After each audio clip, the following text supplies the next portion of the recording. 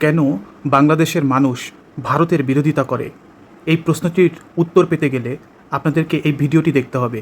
এই ভিডিওটি দেখলে আপনারা বুঝতে পারবেন মোদি কত বড় মাপের একটা শয়তান ও দাজ্জাল। मुझसे किसी ने पूछा कि ईरान युद्ध में भारत कहां खड़ा है। भारत के विषय में किसी को कोई संदेह नहीं होना चाहिए कि हम इजराइल के साथ खड़े हैं।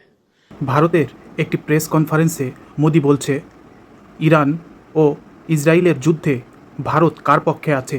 আমাকে এমন একজন প্রশ্ন করেছিল।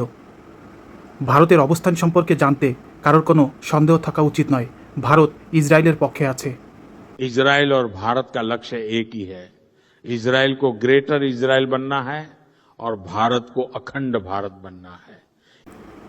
কারণ ভারত ও ইসরায়েলের লক্ষ্য একটাই, ইসরায়েলকে গ্রেটার ইসরায়েল হতে হবে এবং ভারতকে অখণ্ড ভারত হতে হবে। ईरान जैसे आतंकवादी राष्ट्र यदि गिरेंगे तभी भारत को पाकिस्तान को परास्त करने का अवसर मिलेगा।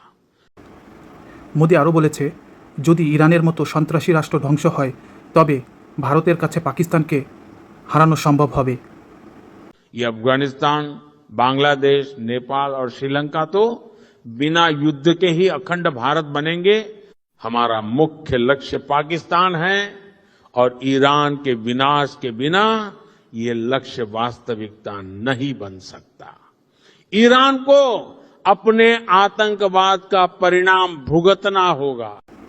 মোদি আরও বলেছে, বাংলাদেশ, শ্রীলঙ্কা, আফগানিস্তান ও নেপালকে তো আমরা বিনা যুদ্ধেই দখল করে নেব, শুধু পাকিস্তানকে আমাদের হারাতে হবে। পাকিস্তান ও ইরানের ধ্বংস ছাড়া আমরা আমাদের লক্ষ্যে পৌঁছাতে পারবো না। সন্ত্রাসী ইরানকে তার পরিণাম ভোগ করতেই হবে।